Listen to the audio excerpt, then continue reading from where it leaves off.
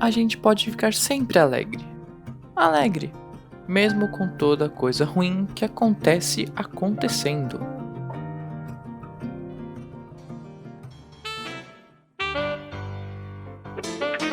Podcast Literou.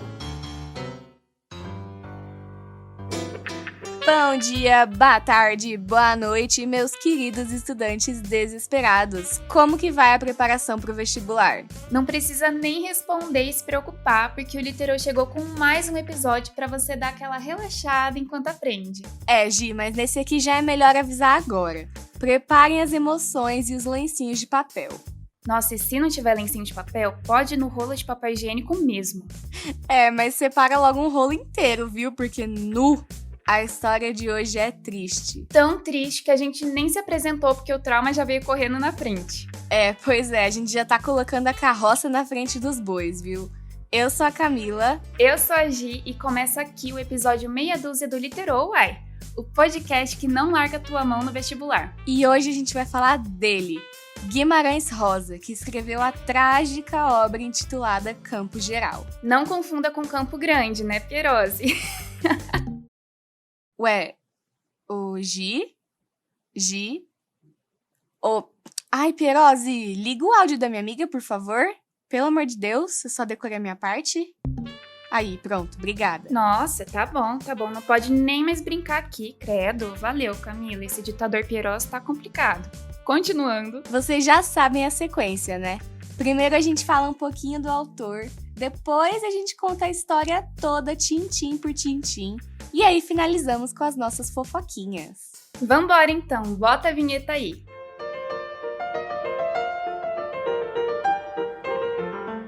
Nas entrelinhas.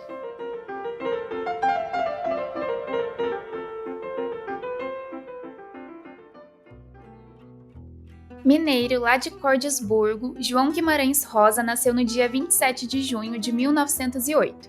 Mas aos 10 anos se mudou para a capital do estado, Belo Horizonte, para estudar. Em 1930, ele se formou em medicina. E como se não bastasse, depois disso, ainda passou no concurso para trabalhar como médico na Força Pública de Minas Gerais.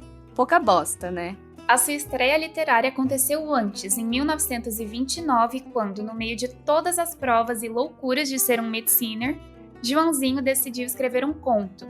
E assim, logo de cara, O Mistério de Highmore Hall foi publicado no Cruzeiro, uma revista da época. Não, isso nem é o principal. Em 1936, ele ganhou o Prêmio Academia Brasileira de Letras, só isso. E ainda foi com uma obra super inédita chamada Magma, que recebeu uma chuva de elogios. E tipo assim, além de escrever, o cara também teve uma carreira de diplomata de dar inveja. Foi só carimbando passaporte por aí. Ele era um prodígio mesmo, gente. E se a gente fosse ficar falando aqui tudo que ele fez e todos os prêmios que ele ganhou, o episódio não ia acabar nunca. A carreira literária do nosso Rosinha estourou com a publicação de Sagarana em 1946. Foi aí que todo mundo percebeu que todo aquele texto inovador e peculiar tinha vindo pra ficar. E a gente já falou, mas vale dar uma repetida. O cara não era pouca bosta, não. Ele teve não só um, como 2 livros icônicos para a literatura brasileira. 10 anos depois de publicar Sagarana, veio outro clássico que todo mundo já ouviu falar, que é O Grande Sertão Veredas. Nesses livros, assim como em todas as suas obras, Guimarães Rosa trabalha um estilo bem específico e singular. Então, acontece que o cara não estava afim de ser só mais um escritor modernista. Ele queria ser único, inalcançável e reconhecido por algo que seria só dele. E ele conseguiu, viu? Guimarães, mais do que os outros escritores da época, utilizava bastante a linguagem regionalista em suas obras, já que todas elas se passam no sertão de Minas Gerais, a terra natal do autor. Além disso, uma coisa bem única da escrita dele foi o fato dele criar palavras, os chamados neologismos. Nosso Joãozinho adorava brincar e explorar a morfologia do nosso amado português. Ele também pegava palavras emprestadas de outras línguas, né? Porque não foi à toa que ele se tornou um diplomata super badalado. Ele conhecia bastante outras línguas e aproveitou isso na sua escrita. Outra coisa bem legal é que, apesar dos livros serem prosas e até formatados como texto corrido, ele também dava uma zoada com a formatação estilística e os outros recursos da linguagem. As palavras de Guimarães Rosa utilizam o ritmo e outros recursos da língua, como aliterações e metáforas, para dar um tom mais poético ao texto inteiro. E vale também lembrar que falar de João Guimarães Rosa é falar da terceira fase do modernismo brasileiro, que teve seu início em 1945. E para você saber mais sobre o modernismo no geral, dá uma conferida nos episódios 2 e 3 do Literou. Você também pode ir lá no nosso Instagram, @podcastliterou, porque fizemos um post detalhando bonitinho a segunda fase desse movimento tão importante. E de bônus, também teve post sobre o modernismo português. Mas então, quais são as características específicas da terceira fase? Anota aí. Bom, nesse período do movimento, o retorno ao passado ficou muito evidente. Foi também o período das ficções experimentais e do realismo fantástico, além das obras retornarem um pouco àquela forma poética bem antiga que valorizava rimas e métrica. Isso mesmo, nesses pontos dá para perceber uma influência de outros movimentos literários, como o parnasianismo e o simbolismo, mas também com bastante inovação linguística e uso da metalinguagem. Por último, a gente pode destacar a temática humana nas obras. Muitas vezes o pensamento do personagem ganhava força sobre a sua ação, que é o que acaba acontecendo com muita gente na vida real mesmo. Pois é, no ser humano, a emoção e os sentimentos acabam influenciando em tudo. E é justamente isso que a gente vai ver no livro de hoje, Campo Geral. Bora falar dele então, a gente volta depois da vinheta.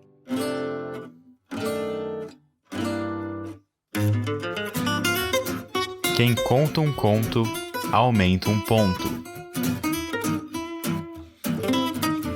Beleza, mas antes de ir direto ao ponto, a gente tem 2 recadinhos bem importantes sobre essa obra. Vai lá, Gi! O primeiro é que Campo Geral é de um gênero textual diferente do que a gente está acostumado. Essa obra é uma novela, e as novelas geralmente são reconhecidas por terem um único núcleo narrativo, e também por terem um tamanho específico. Para situar vocês um pouquinho, a gente pode dizer que as novelas não são tão longas quanto um romance, por exemplo, e nem tão curtas como um conto ou crônica. Elas estão ali naquele meio termo. E o segundo recado tem a ver com isso. Por ser um texto mais curto, Campo Geral foi publicado 2 vezes em livros diferentes. Primeiro em 1956, em Corpo de Baile, que era uma coletânea de 7 novelas. Depois, em 1964, Guimarães decidiu dividir essas 7 novelas em 3 livros. E aí, Campo Geral foi publicado juntamente com uma outra novela no livro Manuelzão e Miguelim. Meio confuso, mas tudo bem, né? Recadinhos dados, hora de contar a história. Eu falaria pra vocês pegarem uma pipoquinha, mas essa não é bem a vibe. A gente falou lá no começo, né? É um livro bem triste. Mas enfim, vamos lá. Um certo Miguelim morava com sua mãe, seu pai e seus irmãos. Longe, longe daqui. Muito depois da vereda do Frango d'Água e de outras veredas sem nome ou pouco conhecidas. Em um ponto remoto, no Mutum, no meio dos Campos Gerais, mas num covão em trechos de matas, terra preta, pé de serra.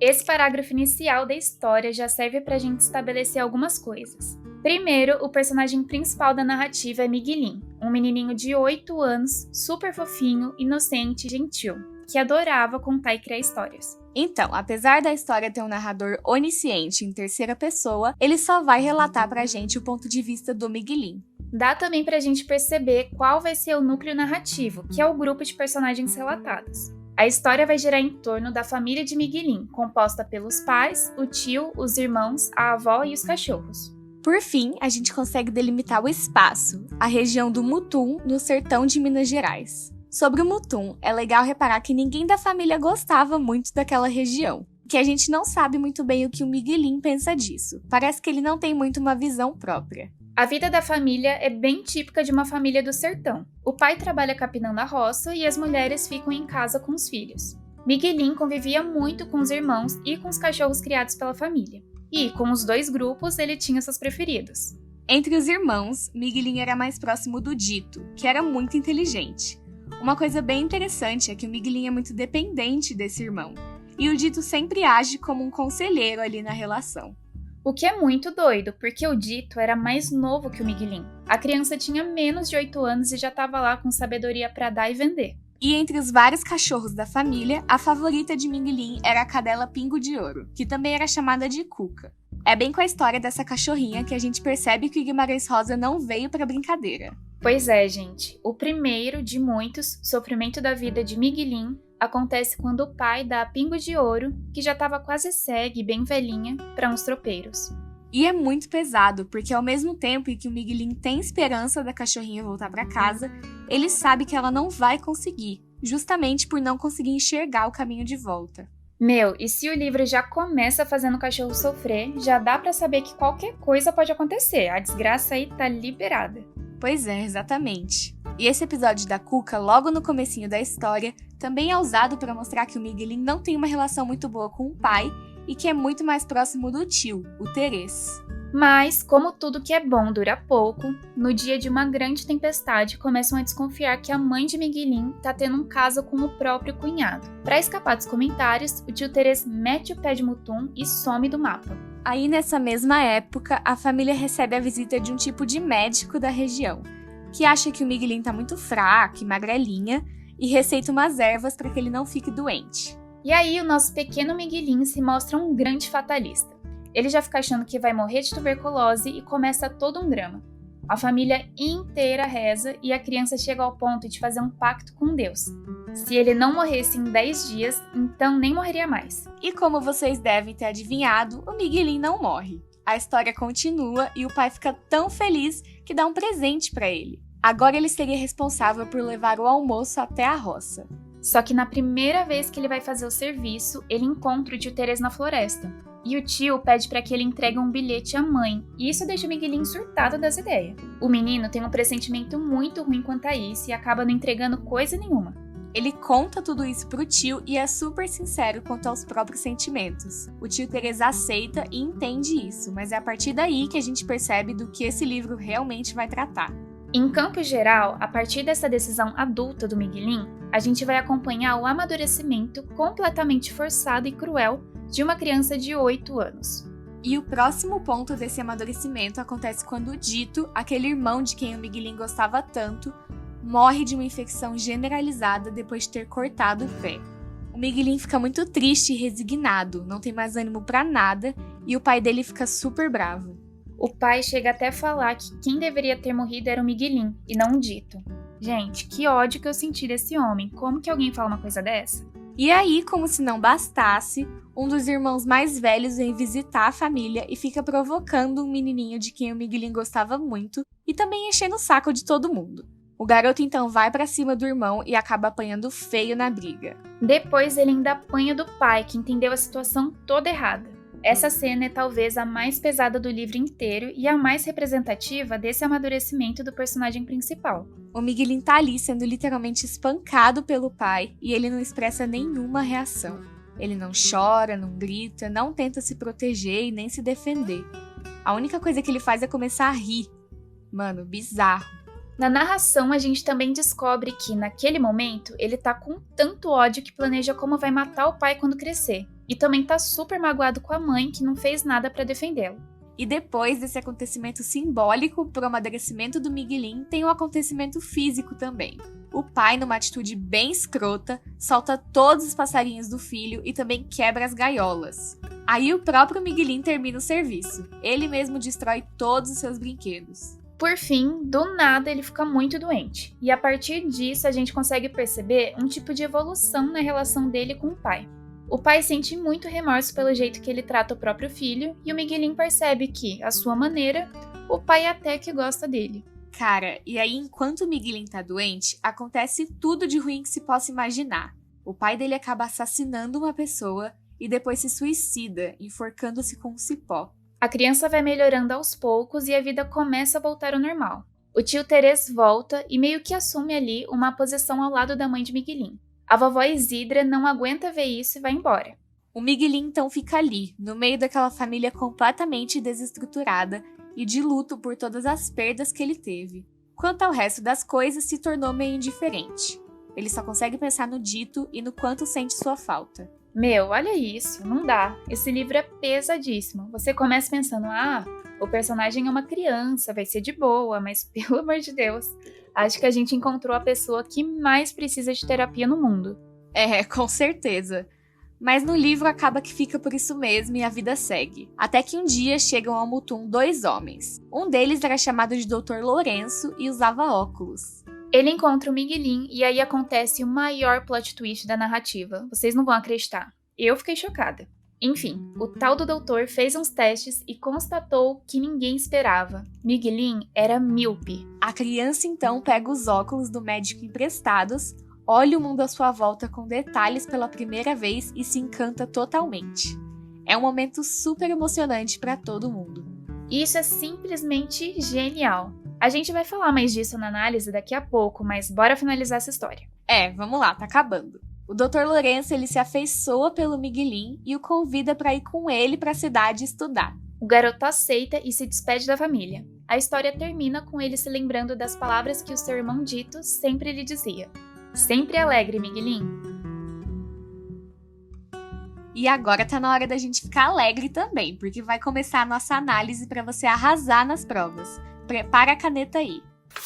Uma coisa que aparece no livro e pode adicionar naquele assunto do foco narrativo é o discurso indireto livre, que é quando os pensamentos e sentimentos do personagem aparecem em meio à fala do narrador. É muito confuso, na real. Pois é, um daqueles momentos que você precisa parar, respirar fundo e ler o parágrafo de novo, bem devagarzinho. E além disso, o foco narrativo que a gente mencionou lá no começo acaba sendo importante para análise também. Isso de ser em terceira pessoa, mas ter o ponto de vista do Miguelin é bem válido. Mas também não é totalmente verdade se a gente começar a se perguntar algumas coisas. Por exemplo, será que o Miguelin tem um ponto de vista próprio e que é unicamente dele durante a história toda? Porque, cara, pensa, é uma criança de 8 anos. Muito do que ele pensa é moldado pelos adultos com quem ele convive. Então tem essa dualidade do pensamento inocente de uma criança que vai sendo atravessado por visões de outras pessoas adultas. E aí ele acabava enxergando o mundo pelos olhos de outras pessoas e não conseguia ter uma visão própria. É bem aí com essas palavras que a gente percebe a genialidade do uso das metáforas e da literalidade e a nossa mente explode. Quando a miopia do Miguelin é descoberta e ele coloca os óculos pela primeira vez, isso simboliza o fim do processo de amadurecimento. Ele está pronto para ver o mundo com um olhar adulto e, literalmente, enxergar com outros olhos. E também começa a ter as suas próprias opiniões. O Mutum, aquele lugar que todos criticavam e achavam horrível, acaba se tornando um objeto de encanto para os novos olhos do Miguelin.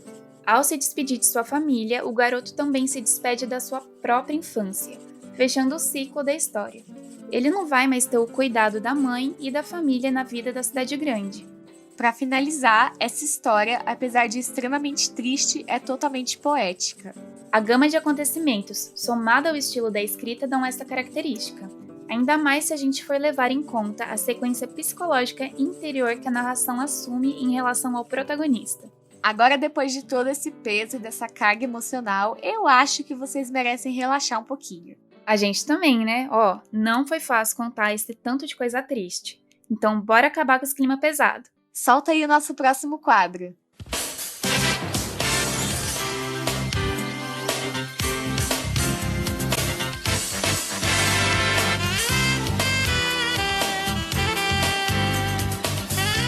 Casos de leitura.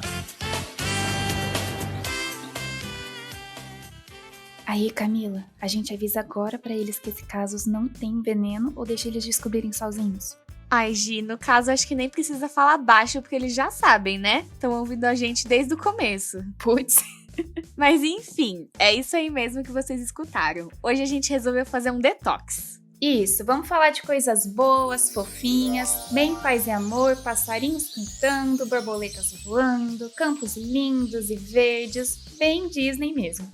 A história também é um pouco triste, mas até que é bonita. A gente vai falar da dupla dinâmica e arrasadora que era Guimarães Rosa e Carlos Drummond de Andrade. Primeiro que os dois eram mineiros, então já tinha essa conexão aí. Mas a história que a gente quer contar para te deixar com o coração quentinho é a de um poema do Drummond intitulado Um Chamado João. Esse poema foi publicado no jornal Correio da Manhã, no dia 22 de novembro de 1967, 3 dias depois do falecimento de Guimarães Rosa. O Drummond escreveu o poema justamente para fazer uma homenagem a esse grande escritor que tinha nos deixado. Ai, sério, Amigo na praça é melhor que dinheiro no bolso. Gente, e o poema é lindo. Ele representa totalmente a persona do Guimarães. Fiquem aí com um trecho inicial só para dar um gostinho e te deixar com aquela pergunta de como será que era essa amizade aí? João era fabulista, fabuloso. Fábula? Ser tão místico, disparando no exílio da linguagem comum? E é nesse clima bem mais leve que a gente encerra esse episódio mais soturno do nosso podcast, que te leva para sextar sem esquecer dos estudos. Nossa, mas aí você também gastou o português, hein? Aposto que tá todo mundo indo pro Google pesquisar o que é soturno. Pô, é Guimarães Rosa, né? Tem que falar mineiro e falar difícil. E olha que eu nem inventei palavra, então tô facilitando, hein? Tá bom, tá bom. Mas aproveita então que você já pegou o seu celular e segue a gente lá no Instagram, @podcastliterou. E vamos para as nossas recomendações agora. Hoje elas são temáticas, não vamos sair do Guimarães Rosa.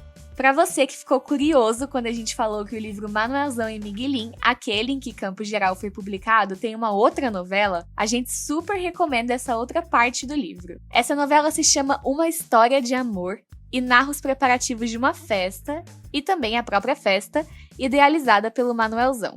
E se você é daqueles que gosta quando a sua literatura favorita ganha vida, pode comemorar. O filme Mutum, de 2007, foi inspirado no nosso fofíssimo Miguelin, e na sua vida nem tão fofa assim. Uma coisa super interessante desse filme é que você vai ver poucos rostinhos conhecidos. Isso porque vários personagens, principalmente as crianças e até o próprio Miguelin, são interpretados por pessoas que não são atores e que foram selecionadas em várias cidades do sertão mineiro. É isso aí, queridos estudantes desesperados. Muito obrigada por ter escutado o episódio até o final e chorado com a gente. E aqui vai a nossa torcida por um livro mais feliz da próxima vez. Eu sou a Camila. E eu sou a Gi. A gente se encontra mês que vem. Bons estudos, não surte e até a próxima!